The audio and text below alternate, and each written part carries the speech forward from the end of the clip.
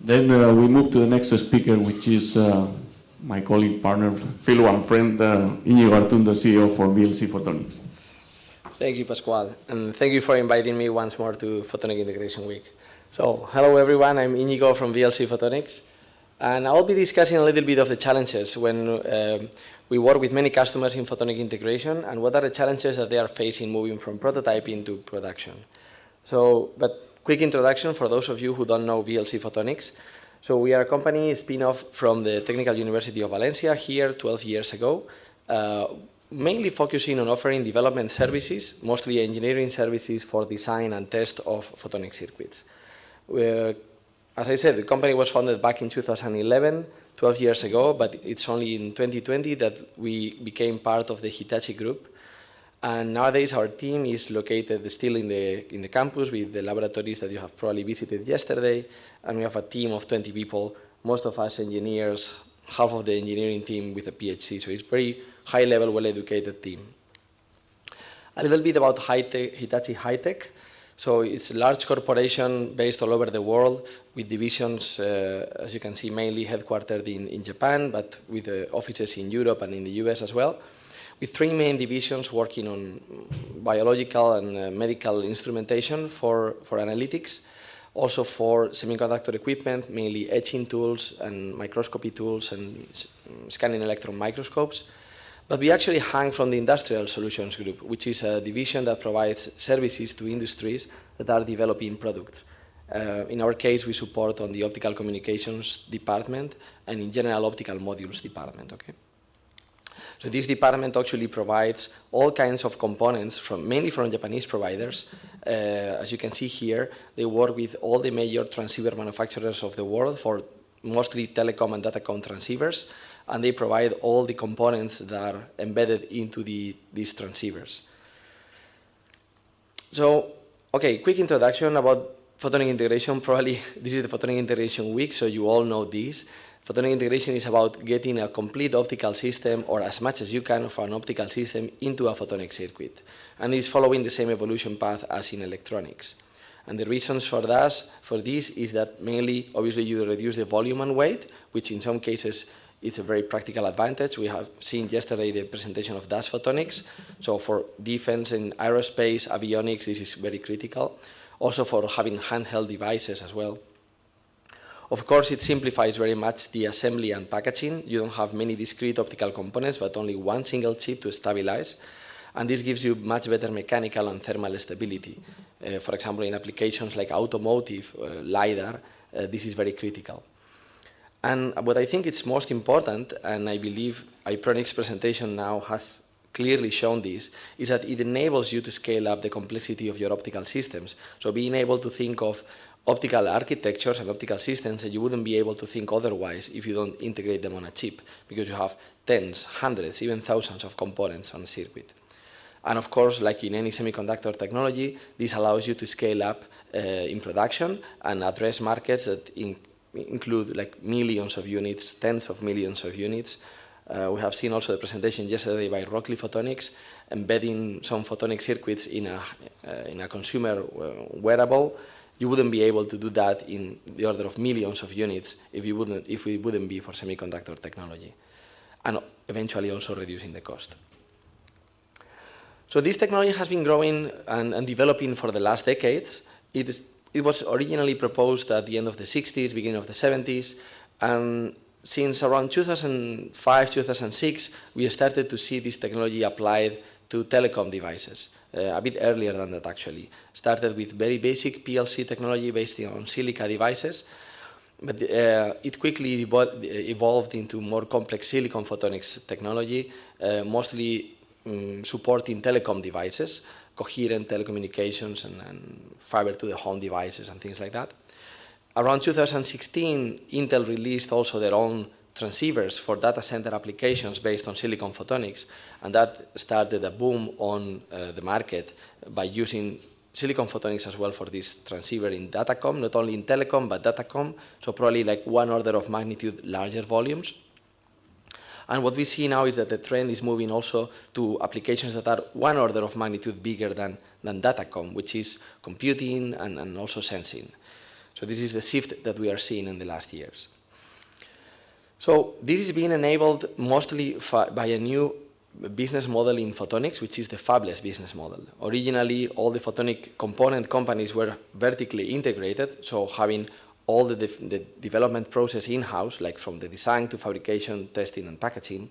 And the fabless model, which is an existing business model in electronics, enables you to decouple all these different processes at different stages to different partners. So you may keep, for example, the definition of the system in-house, but you may be able to externalize the design to a design house, the fabrication to a foundry, and the testing and packaging to an OSAT. Okay?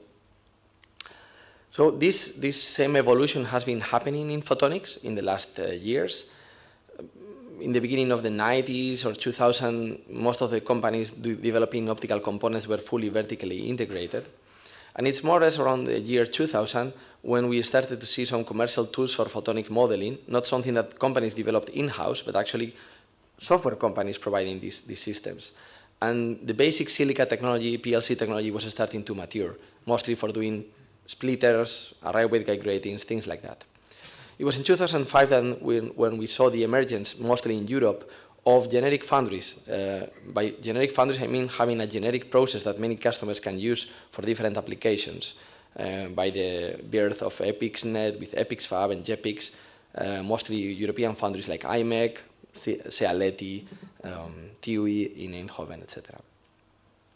More or less around 2010, we were born, so the first photonic design houses were emerging.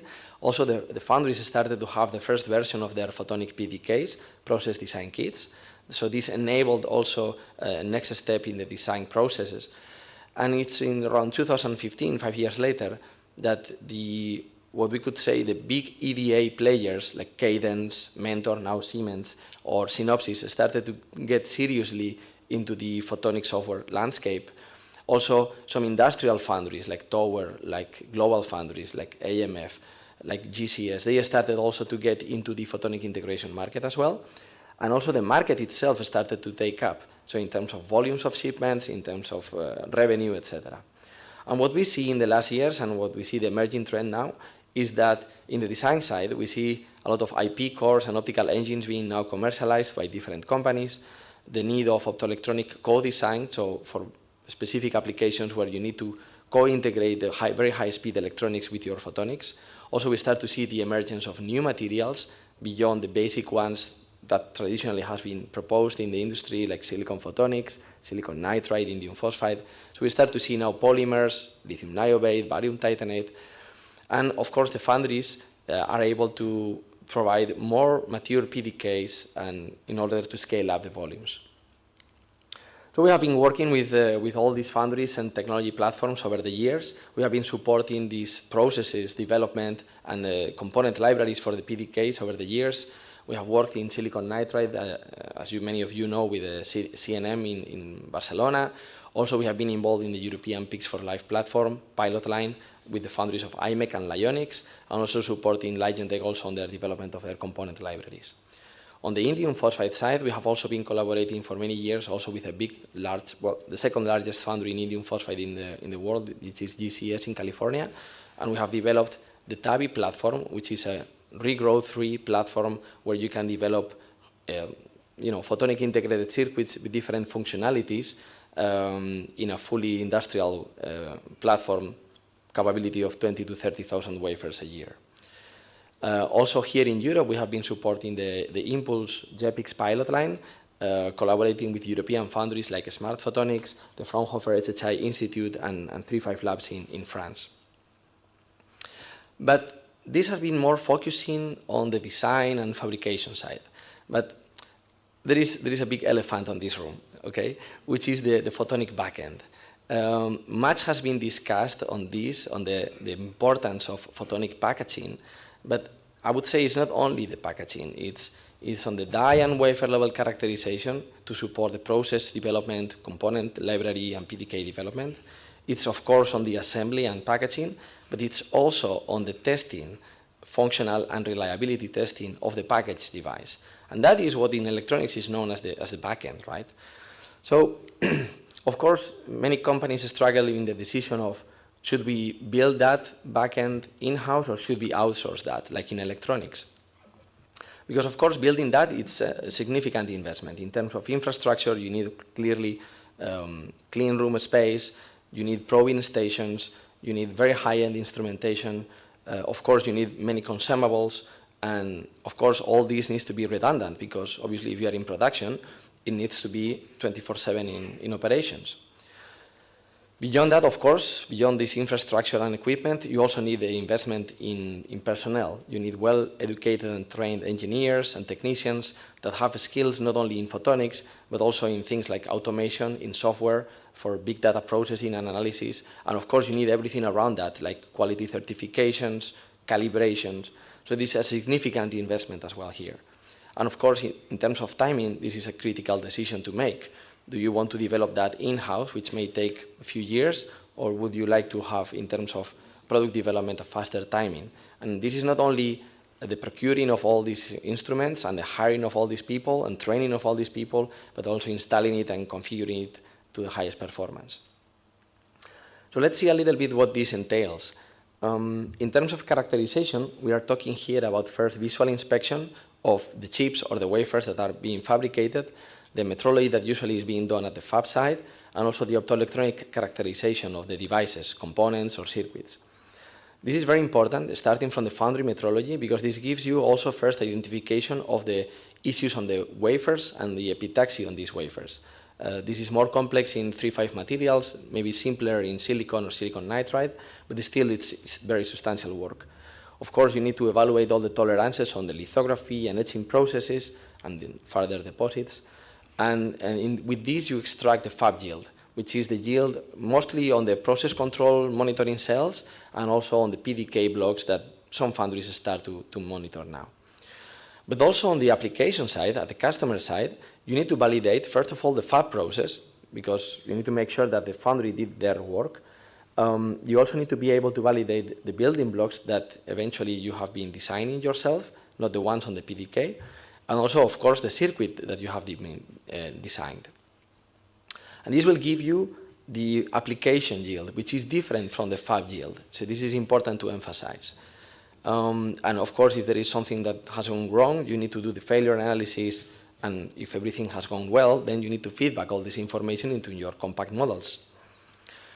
For that, we have been developing extensive capabilities at VLC Photonics over the last years. We have a couple of clean rooms, as you have seen yesterday, where we have different, first of all, visual inspection tools for chips and wafers. And then we also have different die-level testing setups, semi-automated, still mostly manual work, and then all the instrumentation around that to be able to characterize these chips, both at 1550 or 1310, which are the typical telecom and datacom wavelengths, but also in the visible wavelengths, and now we are starting to work on the mid-infrared as well. In terms of electrical testing, of course, we have all the equipment required for voltage and current sources, but also RF systems in order to reach 110 gigahertz, which is a very unique equipment here in Europe. From Keysight specifically, this light wave component analyzer being able to reach 110 gigahertz, for example, for measuring very last generation modulators in new technologies like lithium niobate, polymers, or things like that. But of course, this is what you have seen. This is mostly for die-level testing. And if you want to scale up your product from prototyping to production, well, in the beginning, you can start with multi-project wafers or shuttle runs where you have a few dies, a few tens of dies maybe, and manual bare die testing is good enough for this. But in the moment you move up into the prototyping or engineering stages, then you start to have several tens, several hundreds, in some cases thousands of dies to be tested, or maybe a few wafers if you go into a dedicated run. So in this case, you really need to have some automation embedded. And of course, once you move into pilot production and full production, full automation is needed. And in this case, you really need to move to wafer level testing. This gives you different advantages. Of course, it accelerates product development.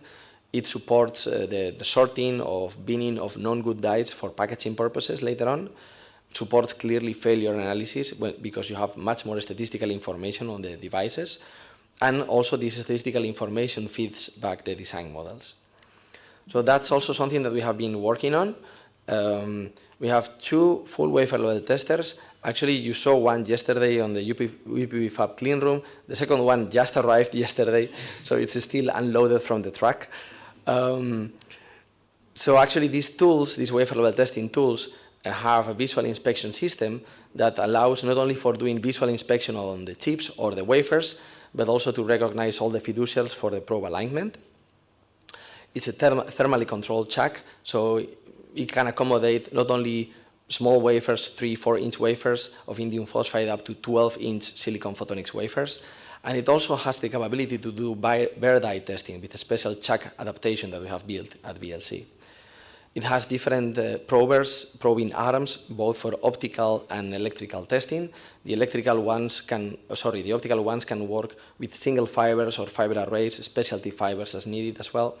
We have been embedding, for example, even laser periscopes as well, not only fibers, but also other optical coupling structures, and with very quick alignment and probing time.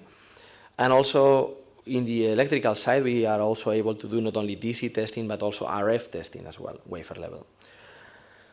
Also, very importantly, all the data collected from this wafer level testing needs to be also processed and analyzed and collected into a database, which is also something that we have developed as well, all the software required for that.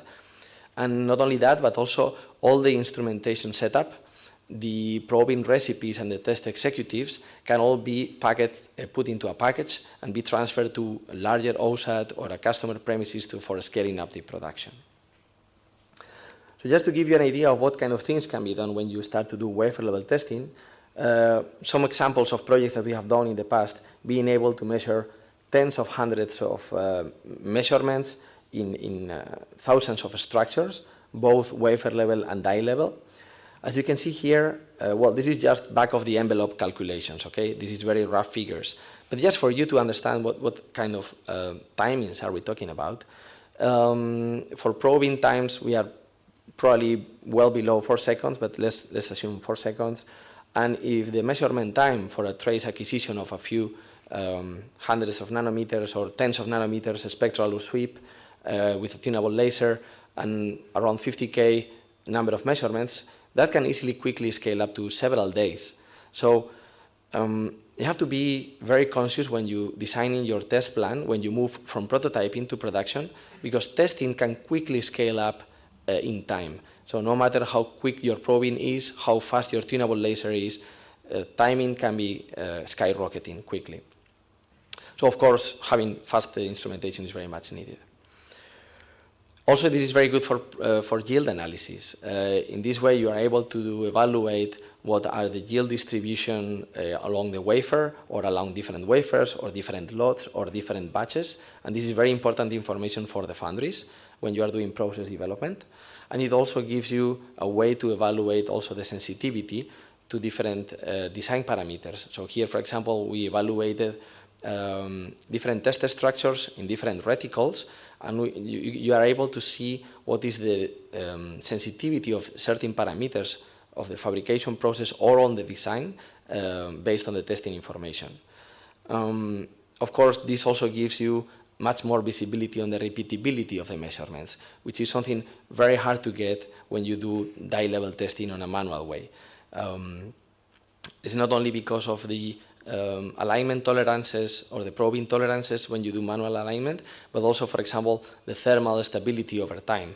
If you are able to do very quick measurement acquisition, then you minimize the influence of thermal variations that you may have as well, for example. Also, one important thing, once you have done the characterization, is to be able to test these into some breadboards. So we have been developing also some basic test assemblies to simplify or ease the characterization of these chips. This by no means is a full package, but this greatly simplifies on the engineering. So we are able to do, for example, the design of some basic PCB carriers or ceramic carriers, and then bond these chips, photonic chips, from different materials into these carriers for DC or even RF operations.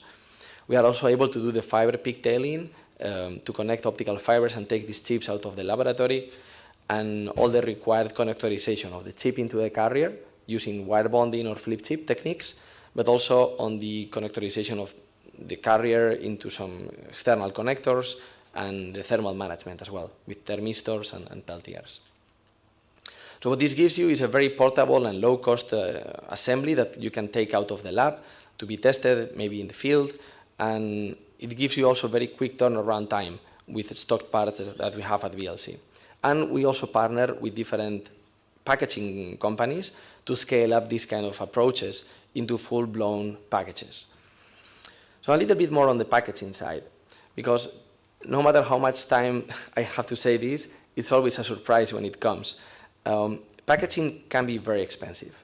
And I'm not talking only about R&D and prototyping, but also if you move into production. This can be easily 60% of the cost. So it's very critical to have these packaging considerations from the start in mind. So design or lay out your chips for manufacturability, but also for testing and packaging purposes.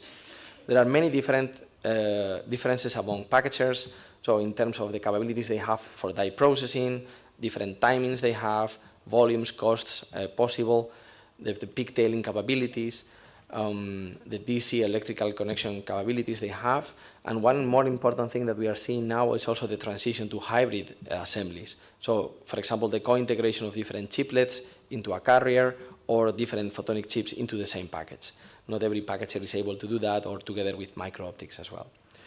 And of course, very important, once you have the package device, then you need to be able to do the component reliability in terms of thermal stability, vibration, shock, radiation, depending on the application and market. Some of these will be more important than others, and eventually be able to certify that.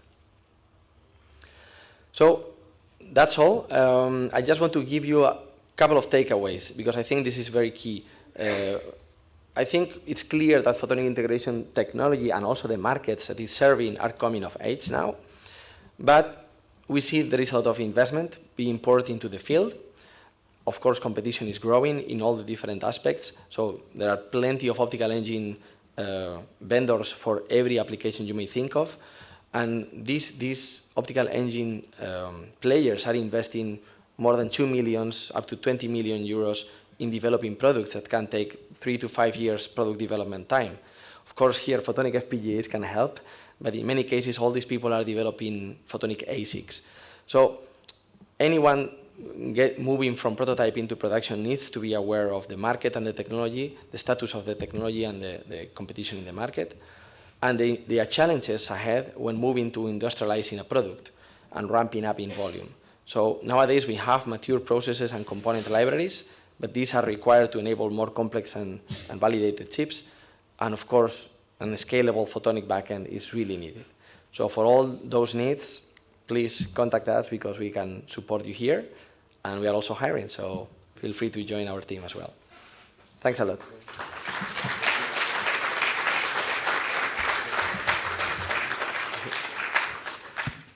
Thank you, Iñigo, for the talk. So time for some questions. Yes, Ruben, please, over there. Hi, first, congratulations for the talk. My question is about the automatic testing wafer system. So I think you have to use grating couplers, no, in order to measure the kind of wafers. And the second question is, in case that you have different wafers for different customers, different configurations in the wafers, how adaptable is the testing system? You have to change the head, or you can use the same head, or how do you manage that, that question? Good questions. So typically, indeed, the optical probing has been done using vertical grating couplers in silicon photonics. So this means coming with optical fibers from the top of the wafer. Problem is that in many cases, in silicon photonics, people are moving to edge coupling due to bandwidth restrictions of vertical grating couplers and losses. So you actually need to test edge coupling. And also in other material platforms like silicon nitride or indium phosphide, you also need to do edge coupling. So what we have done over the last 2 years is to develop a process to also enable to do edge coupling at the wafer level. So by doing some trenches on the wafer, that you can actually use V-grooves as well for that, you are able to embed some kind of optical periscope into the trench or into the V-groove and be able to access the waveguides from the side. So edge coupling can also be done at wafer level. And regarding the second question, that's a good question, because usually these probers are very expensive, so usually they are only sold in a specific configuration towards production. But in many cases, when customers are doing engineering towards product development, you need a flexible tool. You need some flexibility that allows you to change wafer sizes, configuration of the probe arms, because nowadays we have two optical probe arms, left and right, and we have two electrical probe arms, north and south. So sometimes, depending on the chip configuration or the layout configuration, if we have designed that chip, we can adapt the layout according to our configuration, but sometimes we test chips from other people that have done the designs themselves, and they have not respected the specific rules. So our tool is actually flexible enough to change the configuration of these probing arms in the way we need. So for example, we can have like 3 electrical probing arms and 1 optical, or only 1 optical, or two optical only, or 1 electrical and 1 optical. So this can be fully configured, yes. Okay, thank you. More questions? Yes, over there. Espera. It's very nice what you are doing. In the case of the H coupling or bad coupling, I wonder if you are testing it. What about, for example, in the vertical, there's no problem, or less problem about reflections and fabric perot and this kind of thing. But probing H coupling, how do you deal with these kind of problems? Mm-hmm. That's a very good question. So this is usually not a problem in silicon photonics or or silicon nitride, because these are passive technologies. But in the moment you hybridly integrate silicon photonics or silicon nitride with 3.5s, or you actually do that in indium phosphide, then indeed you may have reflections, because then you have a trench which is behaving as a cavity, and then you have like Fabry-Perot effects. So by doing that, there are 2 ways to approach this. So either you have waveguides at an angle, so you minimize reflections. Of course, it's not perfect, but it's usually good enough for testing purposes. And the second thing is to do wafer level coating, which some people are starting to do now as well, in indium phosphide. Yes. Thank you.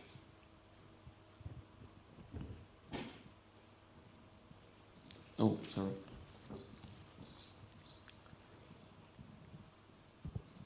Thank you, Iñigo, for the nice talk. Iñigo, you have indicated that the packaging cost is still, even for scaling up production, it is 60%. And I think this is still a very big problem facing the integrated photonic community, because we tend to focus on the cost of the chips, but I think if we really want to go into the market, because for a lot of applications, such as sensing, we have as a competitor with electronics, electrical sensors, and things like that. So if you look at the budget breakdown of this 60%, what is really the biggest hurdle, the biggest chunk of cost in this 60%, and how can be reduced further? Yeah, that's a difficult question, Sami. I hope characterization cost can be decreased over time. As processes get mature and component libraries get mature, I hope that characterization cost can be decreased. Packaging and testing, it really depends on the application, because for some applications, packaging can become really complex. I'm talking about, like, for example, chiplet packaging into custom assemblies for co-packaged optics. Like, this can be really complex, while for some other applications, even like we work with some customers that are doing all optical processing on a photonic chip, but there is no optical input or output to the outside world. So in this case, the packaging is relatively simple, because you can use electronic means for that. No need of optical fibers.